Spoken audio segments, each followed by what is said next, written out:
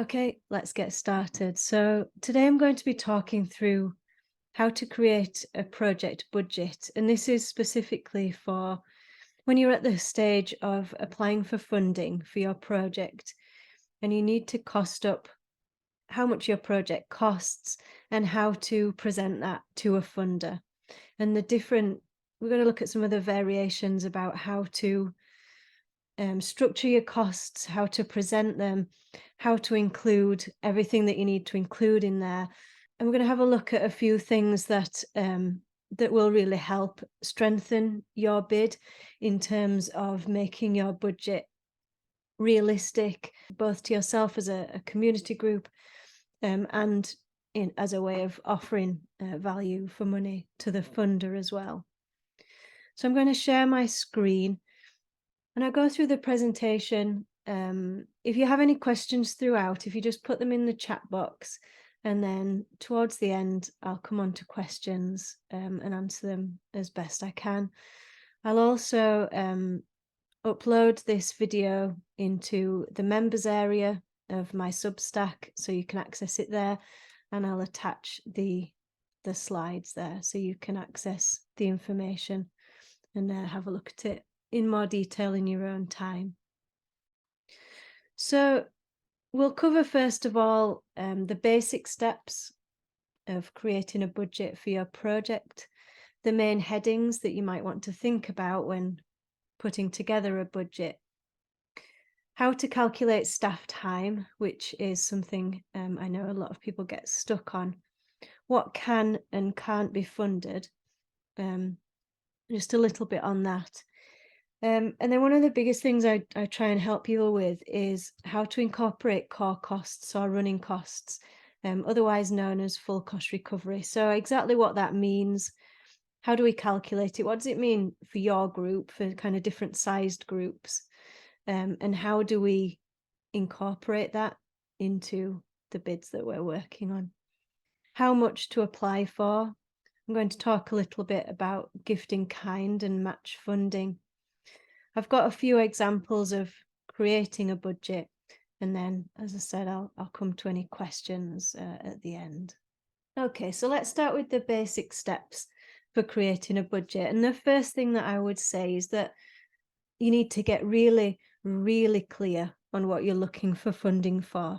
So it's so important, both when you're at the stage of writing a bid, but before that as well, when you're looking to develop your project, whatever it is that you want to deliver, being really, really clear on how much that's actually going to cost.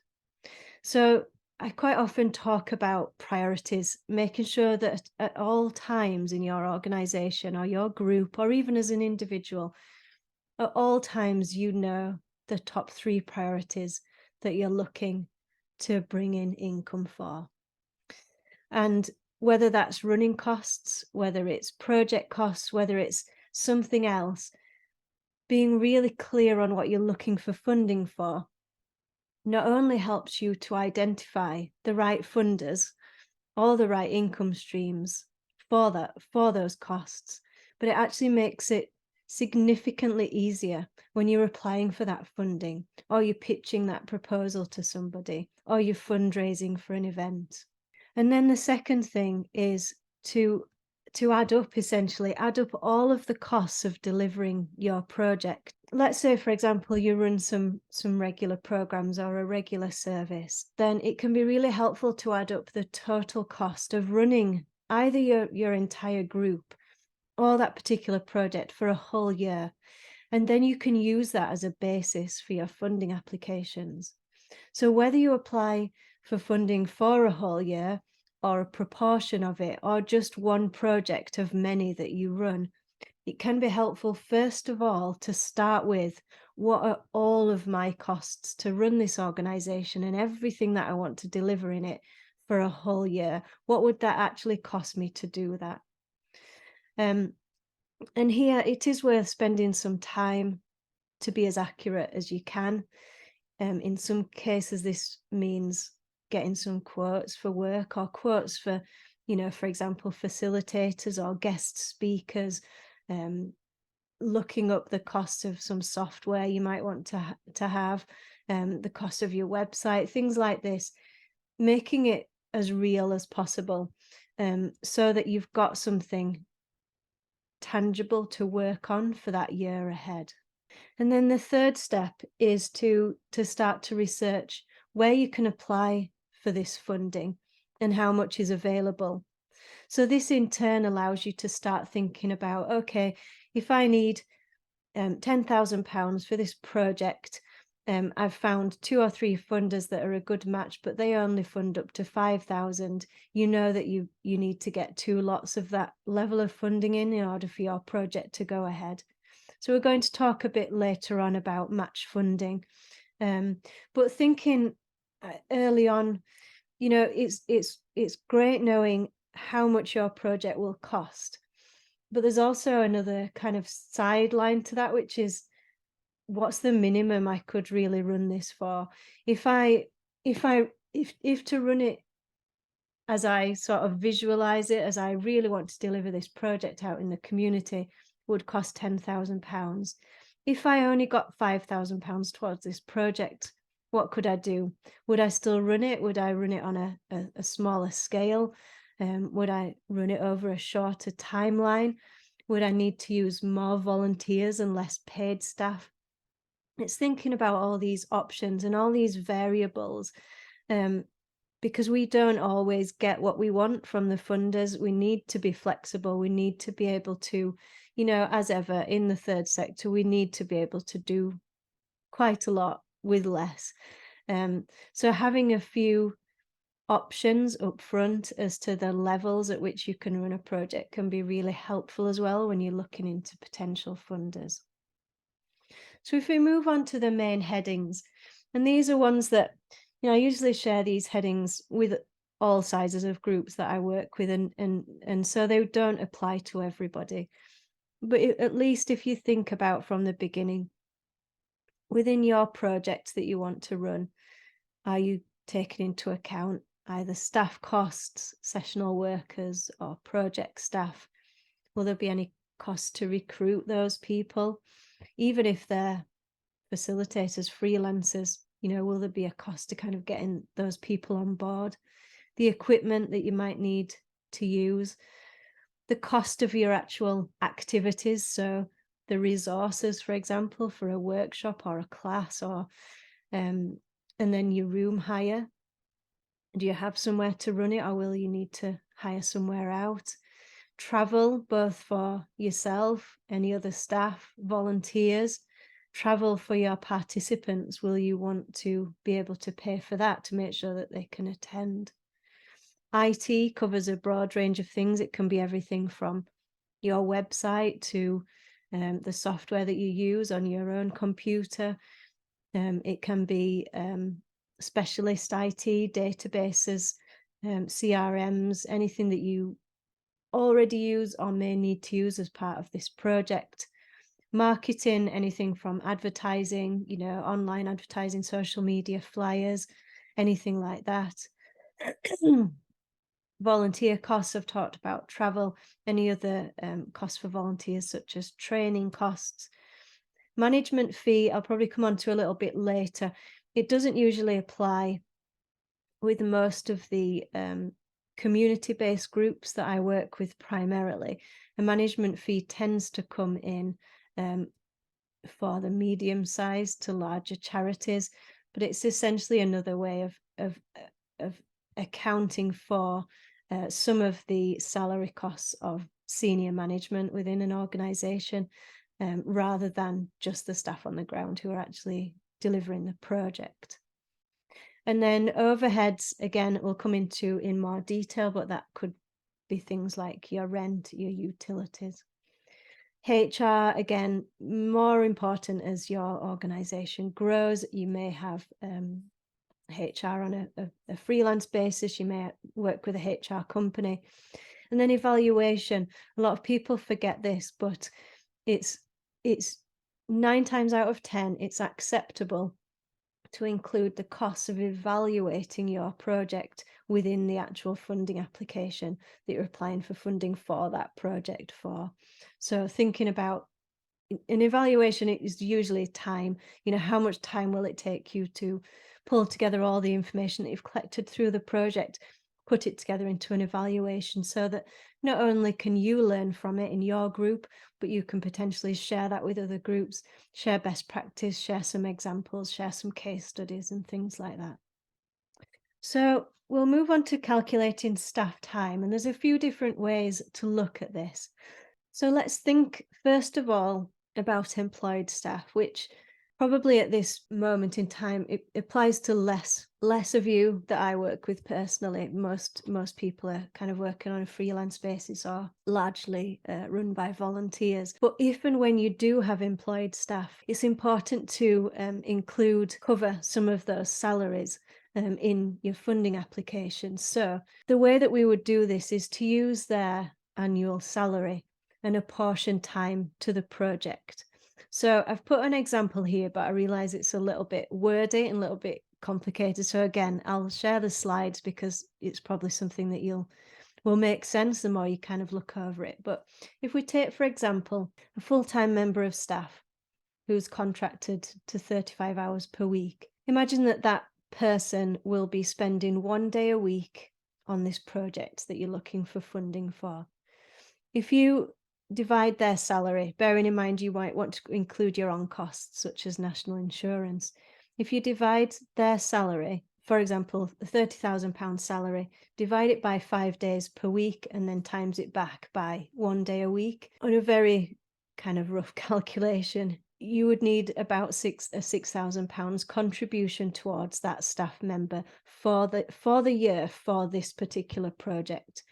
And what that means is that, say you have a member of staff and on a Monday they're working on one project, on a Tuesday they're working on a different project. This is quite often the case for kind of small to medium not-for-profits. You'll have a number of different projects running and they're structured in a way that you can deliver them on a minimal number of staff. Of course, that could be split into shorter projects. So you could, for example, work out the cost of that staff member per week and then times that by the number of weeks your project will run.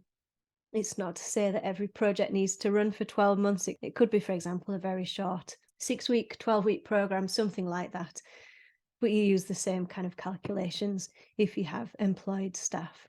Okay, moving on to anyone who is not an employee. So these might be freelance workers, they might be sessional staff, might be people that you bring on board just to deliver a particular project and you have a contract with them for that fixed term of that project or length of time.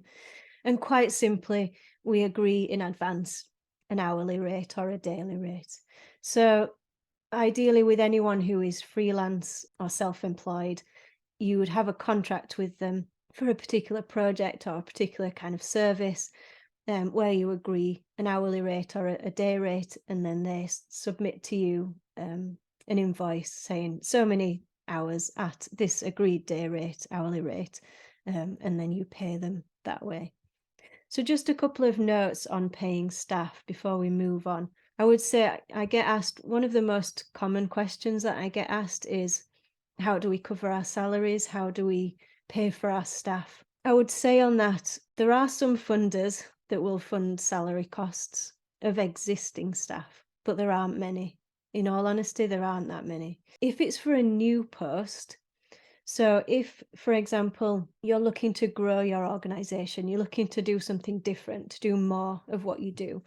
And in order to do that, in order to reach and engage more people that you support, you need another member of staff. That's easier to get funded because you can make the case that for one more member of staff on your payroll, you can help X number of more beneficiaries, per year or whatever. Again, there aren't that many funders who will just fund a salary because essentially what funders want to pay for is results. So you will find more often that you're building in the cost of staff into bids in one of the two ways I've just been through, either apportioning a salary or including a day rate or an hourly rate for self-employed workers. Much more often than you are trying to fund the full salary of a person, a new member of staff or an existing member of staff. it does happen, and I have seen it happen. Funders such as the lottery will fund staff posts, but again, it has to be very much linked to outcomes. What is that one individual going to add to what your organisation already does? It is more difficult than applying for delivery costs. So the more of your staff costs, how whatever they look like to you, the more of your staff costs that you can include in your overall cost of your project that you can apply to the majority of funders for, the easier it is really to cover those costs and not have them kind of go unfunded, or that you're running on very, very, very skeleton staff. And then just a further note on paying volunteers, because I had a discussion just last week with one of my clients about this, who had been paying her volunteers because, as people do, she said, well, I wanted to pay them because they're very experienced and they're giving a lot of their time. But that is the definition of a volunteer. So legally we can't pay volunteers. You can't just you shouldn't be paying them a bit of cash in hand just to come along and help at an event or a session. People do, it happens all the time. But if you're wanting to professionalize your organization, we shouldn't really be going down that route. It is better to again build into the cost of your project the cost to reimburse your volunteers for any out-of-pocket expenses. So, for example, you can ask your volunteers to submit their receipts for travel, for refreshments, even for any training that you've agreed that they can go on. But you can't pay them for their time, because then they become a worker. And if they're a worker, they have to be, if they're not an employee, they have to be self-employed. And it's then your responsibility to make sure that they are registered as self-employed and therefore paying their own tax. It's just a bit of dodgy ground, really, to start paying volunteers. Make sure that you're only reimbursing them, not actually paying them. And have a very clear separation, perhaps in like a job description or a volunteer description, that if you're paying somebody, they're on a day rate or an hourly rate. And if someone is a volunteer, then they're giving up their time, their expertise, and you're just making sure that they're not out of pocket, that it's not costing them money to come along and volunteer, but you can't actually pay them for that time. Okay, so I'll run through a few things that can and can't be funded. There are kind of a list of exceptions that are fairly common, but every funder also has its own list of exclusions. So always check what they will and won't fund. But generally speaking, anything that could be considered to be a statutory responsibility. And again, I will start actually by saying that a lot of what the voluntary sector does could or should be a statutory responsibility, but it's not, or it falls short, or there's a gap. We all know that that's what the third sector does, but it mustn't be seen to directly duplicate anything that the statutory sector does. So areas where you have to be careful with this is things around health projects, things around education. Anything that has to do with schools can get a bit tricky to prove that it's outside of statutory responsibility. Even things like advising on welfare benefits, things like that. So just check that. But then again, a big part of applying for funding is making that case for why this isn't already funded, why it's not already being delivered in your area.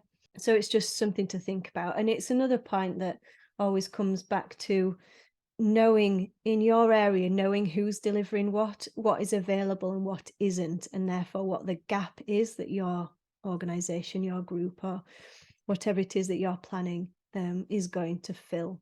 And then secondly, anything that has already taken place, being delivered or being paid for.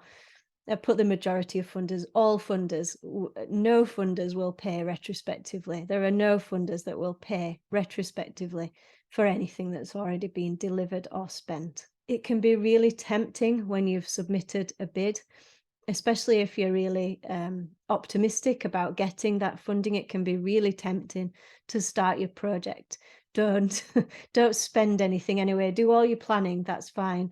Get ready, get everybody in place, but don't spend anything until that money is in your bank account, because if you spend it before it's in there, it won't be eligible and you won't be able to get it back. So common exclusions that are almost always on the list, but again, always check because each funder has their own. Some funders won't fund refreshments. A lot of funders won't fund capital costs.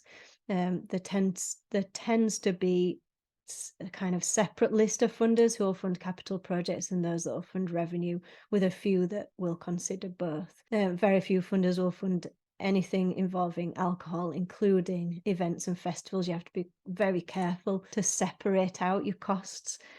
So you're only applying to the funder for what they are willing to pay for. Loans, overseas travel, grants to individuals can be a really tricky one, because a lot of charities do give grants to individuals as part of their charitable objectives, but funders will very rarely, unless they state that that's specifically what they do, there's not as many funders who will donate directly to an individual. It usually has to go via a registered charity or not-for-profit organisation. And fundraising activities. Fundraisers are one of the hardest salaries to try and cover in fundraising, funnily enough, because because funders don't want to pay for fundraising. They also don't really want to pay for fundraising events or fundraising challenges or anything like that. They want to pay for delivery. They want to pay for supporting your beneficiaries. They want to pay for those outcomes. So again, the costs of fundraising staff has to form part of your overheads, which I touched on earlier, and I'll come on to again in a little bit. There are also what I would call charitable objects-based exclusions. So some funders will exclude organisations, or they will exclude services or programs that organisation runs if they're within their list of exclusions. So common ones that we see all the time are faith-based organisations and animal welfare projects. So for example, a lot of funders will say, yes, we will fund faith-based organisations, but we won't fund faith-based activities. So there's quite a fine line between the two. So it's just worth checking. So we're going to move on to what I know is quite a complex topic, which is how to incorporate core costs or running costs. Now, you might have heard of this term, full cost recovery. It's used a lot in fundraising. What it actually means in really simple terms is it means calculating the full and real cost of your project. So it's the cost that you can see and those that you can't. It's also those elements that a funder is more interested in funding, like the actual activity, and those that they're not, like your back office costs. A lot of community groups, and particularly small charities, really shy away from using a full cost recovery model. And the reason that they don't want anything to do with it, or they avoid it, is because they want to be seen as offering value for money. They want to be able to deliver their project for as little as possible. They think that's their responsibility, to be as cheap as possible, to essentially provide a low cost solution to the problem that they're set up to solve. Most community groups would even go as far as saying that they'd rather get some money, even if it's not quite enough.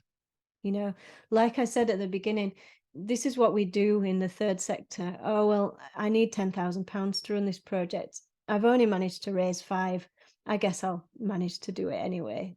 That's the mentality of the third sector. It's how things get done, which is amazing in one way. It's also why most people, or the majority of people in the third sector, especially in grassroots organisations, either don't get paid at all or don't get paid enough. In order to kind of combat this, we need to start thinking more like the big national charities do about incorporating core costs and running costs. Because unfortunately, what happens when you don't think about the total cost of your project, when you do try and get by with not quite enough money, is that it's just not sustainable, because essentially you're running at a loss. And if you were to think about any other type of business, I'm sure you've heard me say many times, a charity is a business. a social enterprise is a business. Any other type of business, if it was running at a loss, it would close down, it would fail. This is what happens in the third sector again and again and again. Community groups run out of money, either because they haven't thought to ask for the real cost of what they're delivering, or they haven't wanted to ask for the real cost of what they're delivering. In order to try and avoid that scenario where you run out of money and have to close down, we need to start thinking about full cost recovery.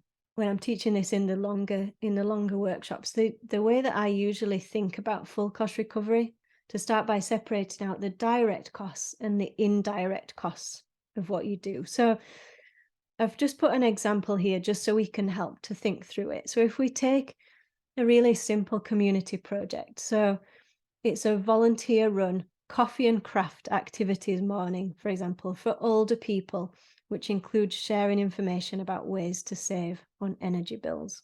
The direct costs, the cost that would first come to mind about, right, what do I need to pay for to actually deliver these sessions? You might have room hire, you might have volunteer travel, you might need to pay for some resources for your arts and craft activity that you're offering each week. You might need to print some flyers and information leaflets to hand out in the local community, and you probably need to pay, you almost certainly will need to pay for refreshments. So you might think, that's it, that's fine. As long as we can cover the room hire, we don't even need any paid staff. It's going to be run by volunteers. So as long as we can pay their travel, pay for something for them to do during the session, market it a little bit, pay for tea and coffee. That's all we really need. It's only a very tiny project. We don't need any more money than that. Your indirect costs for that same project are, does that community group or charity have a website? Does it pay to host that website on an annual bill? They will need insurance to run a session like that in the community. And they may have paid staff in the background, even if those paid staff are not there at the session. They might have a project manager or a director or a paid, whatever that person is called. They might have somebody in charge of the organization who is a paid member of staff, but kind of looks after the back office stuff and isn't there at the actual event. So let's say we've got funding for all these things, the room hire, the volunteers, the activities, the refreshments, and we've forgotten to add in any proportion of our website insurance, that paid staff member that makes sure everything keeps ticking over. How many times do you think you could run that session without getting those indirect costs funded? So if the total amount, for example, to run one of these sessions is £500, but you're only asking for 300 every time, at some point that community group is going to go, their bank account's going to go into the red. Because wherever it is you have your website, they're still just going to take that direct debit every month or every year. Your insurance company is certainly going to just take that direct debit every month. And paid staff are only really going to stay if they're still paid, otherwise they become volunteers as well. If we then move on to a larger project, let's say it's a bit of a bigger project, so you do have paid facilitators this time to run this session. You still have room hire, you still have volunteer travel, you still have those activities that you want the beneficiaries to do. You still have your flyers and information and your refreshments, but that costs significantly more because you're paying people to run it each time. In a slightly bigger organization, you have more indirect costs as well. So you might have other staff in the background. You might have someone doing marketing and social media, for example. You might have someone doing community outreach. You've then still got your website, you've still got your insurance. Once you're an incorporated organization, you'll have accountancy fees. If you rely a lot on volunteers and have a lot of volunteers, you would have volunteer training. You might have a Zoom subscription, any other IT software. You might have freelancers doing things like social media, marketing, HR, things like that. So the indirect costs, as you can see, when we're costing up how much a project costs to run, it's the indirect costs that either get forgotten or people think, oh, it's okay, we'll find some other way to pay for those. But another way to look at it is to think about full cost recovery. So, what full cost recovery will do, I've tried to kind of simplify this to think of two ways we can work out full cost recovery. So, the first way is to ask for a percentage contribution. Um, Something like 10% to 15% is fairly standard. It's not advised to go much higher than that. So, for example, and this is, just to be clear, this is a percentage of your total project costs or the cost that you're applying for. So, if, for example, you're applying for £5,000, you could include within that a 10% contribution, so £500 towards your core costs, and that is totally acceptable. Another way to do it, slightly more complex, is to apportion your core costs, so all of those indirect costs that are listed just there. So, for example, if you're running a project 1 day per week and you have, as we went through this example earlier, have an employed member of staff and you work out, you divide their salary by, the number of months, by the number of weeks that they work, so that you calculate what their cost for a day is. Essentially, you work out what their salary is per day, and then you multiply that by the number of days or weeks that your project is running for. That'll give you an accurate cost for their time apportioned to this particular project. You'd then need to do that for all of the other costs. So, for example, you're running an online program, you're using Zoom. Over a total of the project's running over 20 days, and your annual license for Zoom costs £120. The apportioned cost for that would be £120 divided by 365 days per year times 20 days of the project. So you could claim £6.57 towards your Zoom license. So as you can see, that takes quite a bit longer, and you have to do each of the costs individually. This is how the national charities do it. They apportion their core costs per project, per member of staff, everything broken down. So for every single cost within the organisation, we know that, say, 5% of the cost of Zoom can be apportioned to a particular project. 20% of the cost of this particular staff member can genuinely be apportioned to that particular project. As your organisation grows and your projects get bigger, this is a more accurate way and a more professional way of doing it. But again, for the majority of community-based groups, grassroots organisations, startups, most CICs, using a percentage is more than acceptable. I'll come on in a little bit to some examples of those costs, but I'll just move on for now to how much to apply for. Because again, this is something that I get asked, especially when a new round of funding comes out, that I know a lot of clients are all going to be going for. Well, how much do I apply for? Do you apply for the maximum that's available?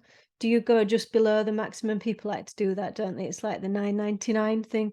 Well, there's £10,000 available. I think I'll just apply for 9,500 because it looks better. Or do you go for, as we just discussed, the least you can manage to run the project on? Here, I would go back to my earlier point. This is why it's really important to get clear on exactly what you need funding for. So when I said right at the beginning, use one of those methods for calculating the real and full cost of your project. So you know exactly what the total cost is to do what you want to do. When you get that total, if that total is under the maximum that you can apply to that funder for, then apply for that. Don't try and make it up to a round figure, or, just apply for that. Apply for the exact amount that you need. If that total comes to more than the maximum available, or some funders will ask you whether you're applying for more than the maximum or not, some funders will ask you to provide match funding, then we'll have a think about what match funding could mean. So match funding can be a grant secured from another funder. A couple of minor points to make on this. You must always be careful that you're not applying to two different funders for exactly the same costs. So you can't double fund anything. You can apply to two funders for the same project as long as you've split out the costs. And if both of those applications are successful, one funder is paying for one set of costs and another funder is paying for another set of costs.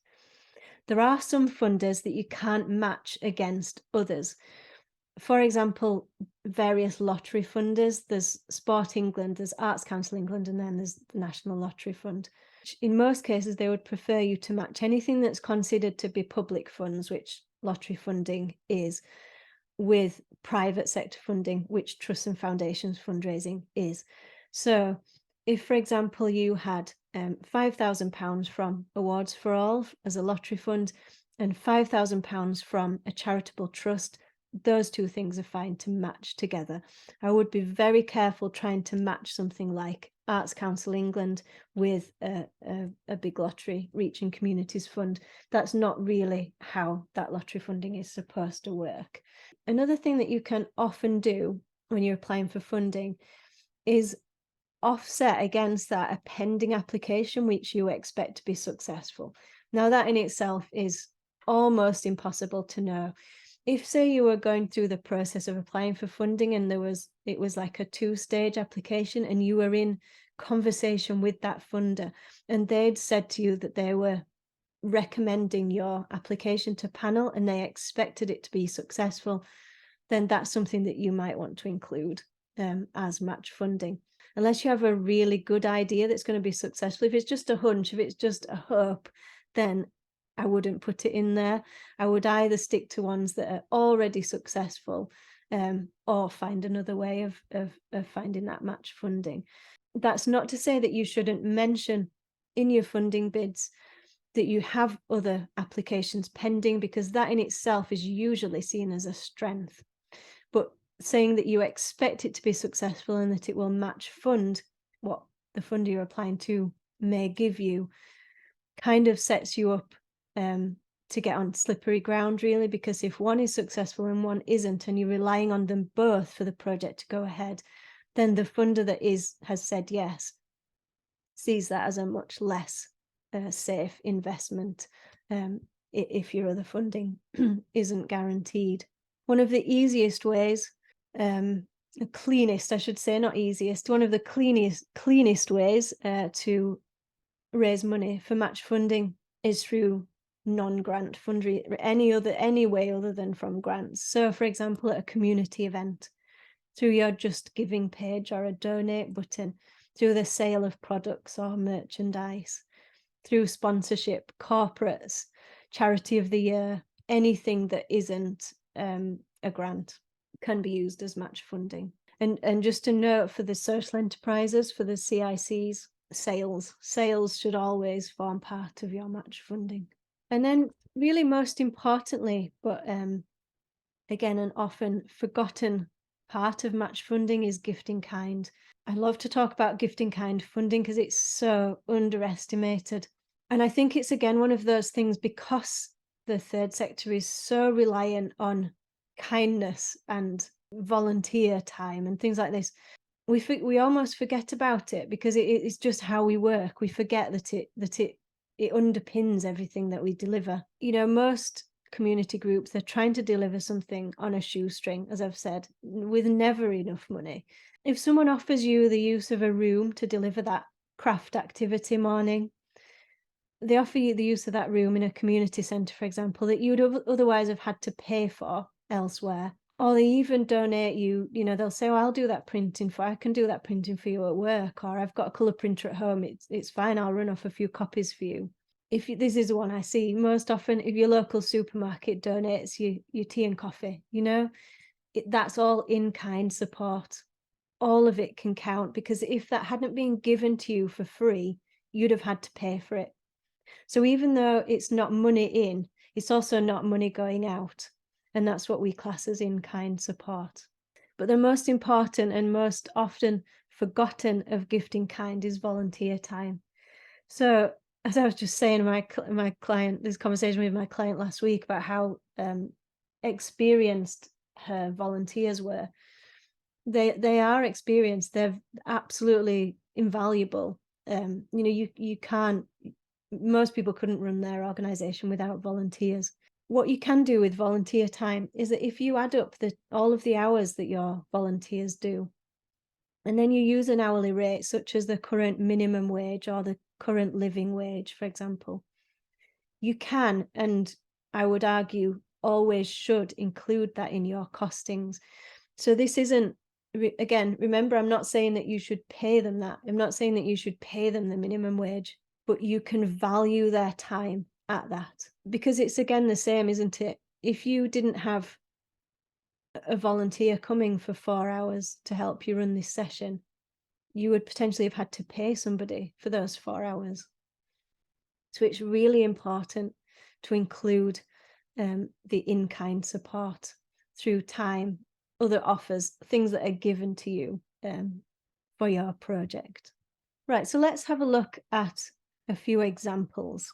Let's start with this one. So we have a facilitator. So for the duration of this project, they're going to work 120 hours at £25 per hour. So that's £3,000.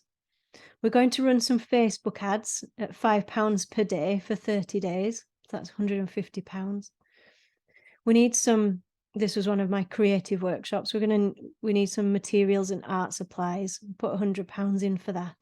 I'd like to invite 3 guest speakers or professional artists to come and speak at this event. I'm going to pay them each £200, or that's their speaking fee. So that's £600. The way I've done it here, I'm just going to show you two different examples. I'm trying to have my calculator to make sure I've done it right. So the way I've done it here is we're asking for a 10% contribution towards our overheads. So this is a percentage of the project costs. So if we take that out, 385. The total is 3,850. So 10%. So everything, I'm adding everything else up, and it's 3,850. So 10% of that I'm going to add back in as 385. So now I'm going to apply for £4,235 for that project. The other way of doing it, which is the only way I'm including both of these options because there's no real right or wrong. It is a bit of a matter of opinion as to which is the right way. Now, I would say that as long as you are comfortable with how you're doing it and you can provide evidence to how you've calculated it, then that's fine. And as you'll see here, there's not a significant difference anyway.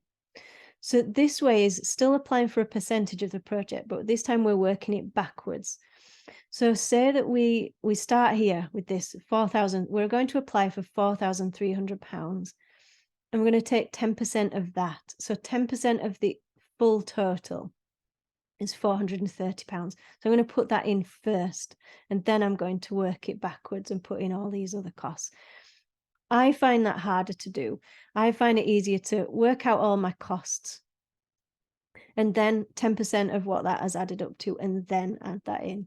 This method, option 1, tends to be used for small grants where you have to give the full calculations for how much your project will cost.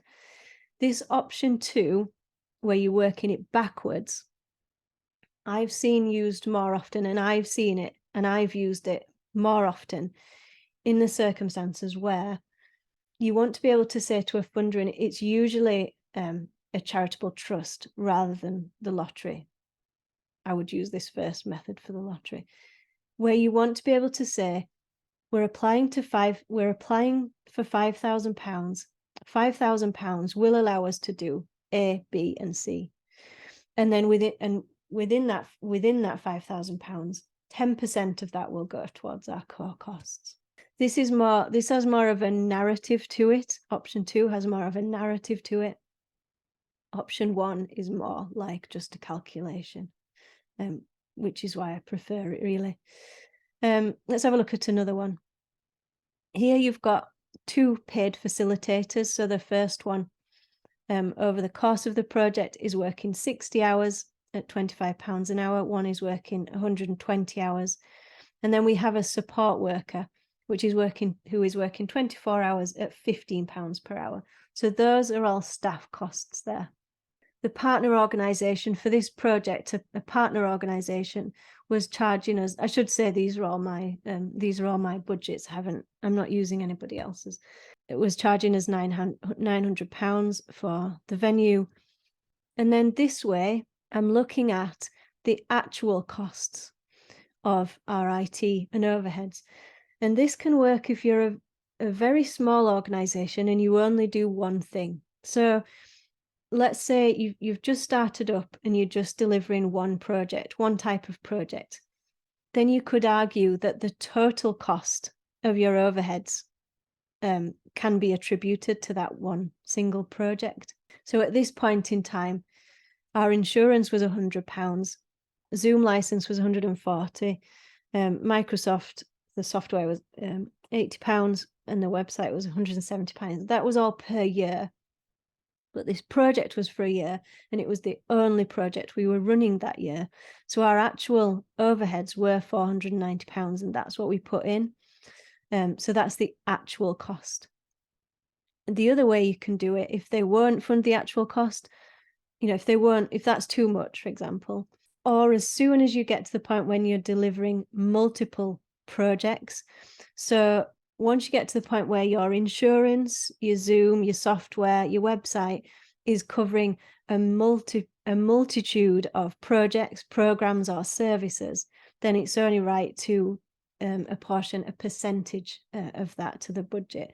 So in this variation here, I just used a 10%. So we know that the total cost of our overheads is £490. This one, all these costs are the same for staff and venue hire, but this time I'm only including 10% of our total overhead costs, a contribution of 10% to our overheads. Oh, well, this one actually was a very, very small grant. This was a grant we had to get under £1,500. And there just wasn't room. There wasn't room for full cost recovery. So this is an example of a budget with no full cost recovery.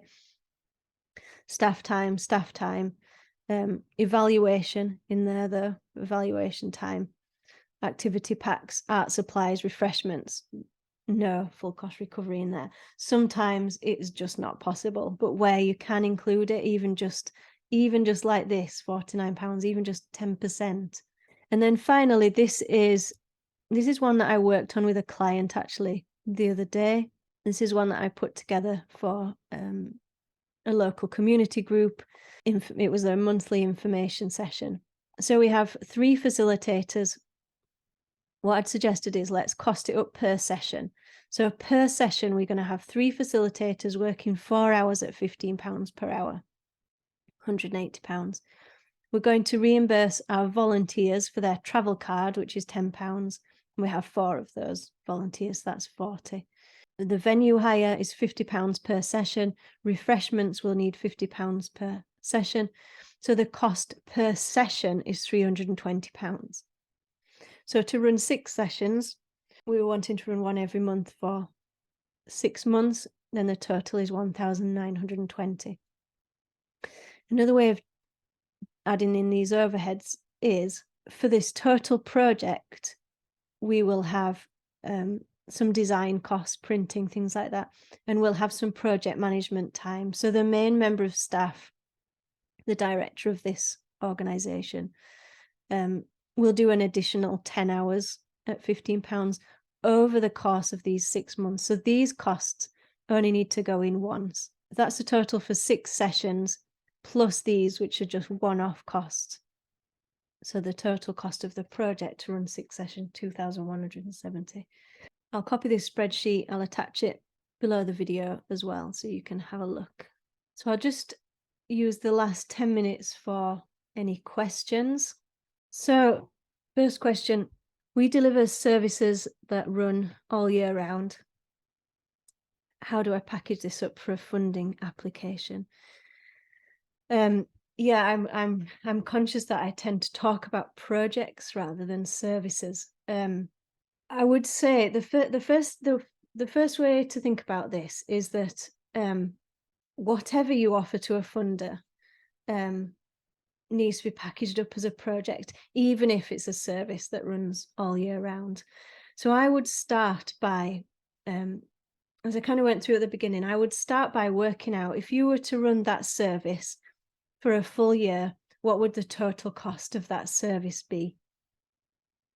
And then assessing whether it's realistic, depending on that cost, whether it's realistic to apply for a funder to pay for that service for a full year, which is essentially the way I differentiate, I suppose, a service and a project is that all a project is something that has a start and an end date, and something that has tangible and measurable outcomes. So there's no reason that services can't be packaged up in that way. But rather than thinking of it as an ongoing service that is the core of what you do, it's just about packaging it up. So um, one of the examples of services that I use a lot because I work with a lot of counseling and mental health organizations um, is if you offer funded counseling as an ongoing service. Um, you'll probably have an idea. You'll either have it in your business plan or you'll have an idea of how many people you'll support over that year and how much that will cost. So if you were to support X number of people at so much per session, plus all your additional overheads and things like that, this is the cost of our counseling service over the course of a year. So even if it's year after year after year after year, knowing how much it costs for a year, you can then that in itself is then a project. So it's got a start date and an end date. It's got a number attached to it. So how many people can you support through that service in that 12-month period? What are any other outcomes that will come from that? And what is the cost of that as a 12-month project? So there's no issue with applying for funding for services. It's what the majority of organizations do. Yes, there are projects that are short-lived, they're over 6 weeks or 6 months, or it's just over a particular time of year, for example. But most organizations are going to develop their core services that run year after year after year. So yes, it's just about packaging it up. It's about being able to measure it, to evaluate it. And also, another way to think about it in terms of the costs and the budget is if when you add up the cost of your service for a full year, it's too much to apply to one funder for. Another way to work it out is per person. So let's say that you've worked out that for one person to attend a block of counseling sessions, plus the cost of your staff and overheads to support that service, as we've been through with indirect costs, cost £500 per person for your counselling service, and you're applying to a funder for £10,000, you can say we're applying for £10,000 to pay for counselling for 20 people. So you can either package it up by time, or you can package it up by number of outputs that will pay for, number of people, number of results. So that's how I would think about services. We're looking for funding for an extension and some groundwork to our community centre. How would I write a budget for that? Yeah, I have a bit of an ongoing joke in my workshop that I don't do capital funding. I don't like it. It's hard, I'll be honest. I think I touched on this earlier, but there are some funders I would go as far as saying there's probably 80% of funders won't touch capital funding. They don't want to fund anything that's classed as capital funding. They want to fund activities. And then there's a small proportion of funders that will only fund capital funding. They will only fund building works, renovation, things like that. The key to this, if you're looking for works to be done, is to do your research. So I've got a lot of resources on how to find the right funders for your project through databases such as My Funding Central, through, for example, the DSC books. You can search by what they'll actually fund. You need to be, the most important thing is to make sure that they will consider capital costs.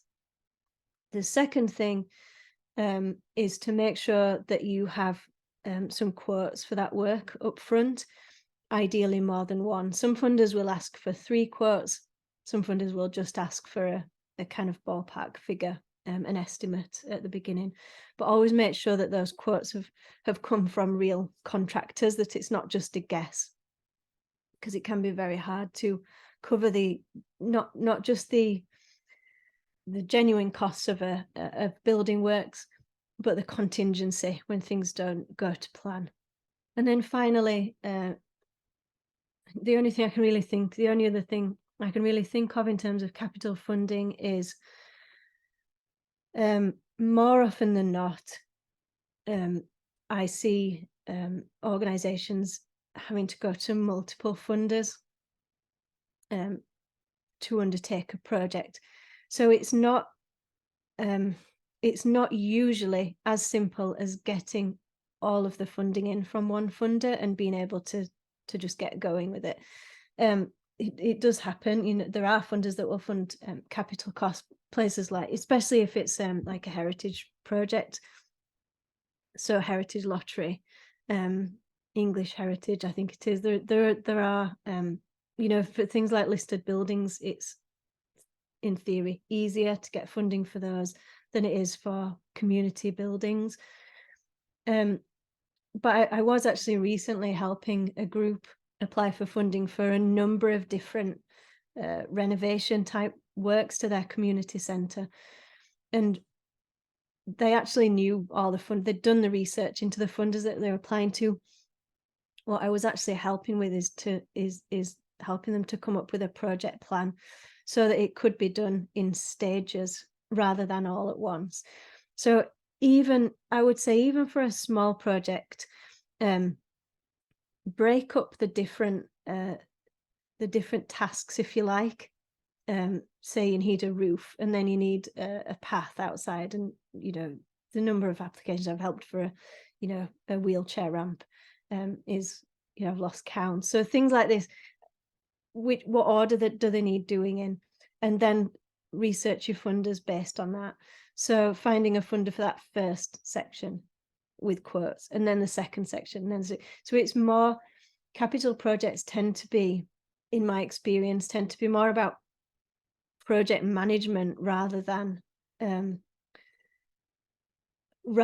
kind of managing a project budget that you get from that one funder, and you need to make sure you keep within it. It is more of a step-by-step process. It's harder to find there are less of those funders, but on a positive, those funders are more interested and more experienced and more dedicated to funding capital projects. So they do exist, they are out there, but it always starts with do your research before you start approaching them, and make sure, again, that you know the real costs of that work before you start approaching funders.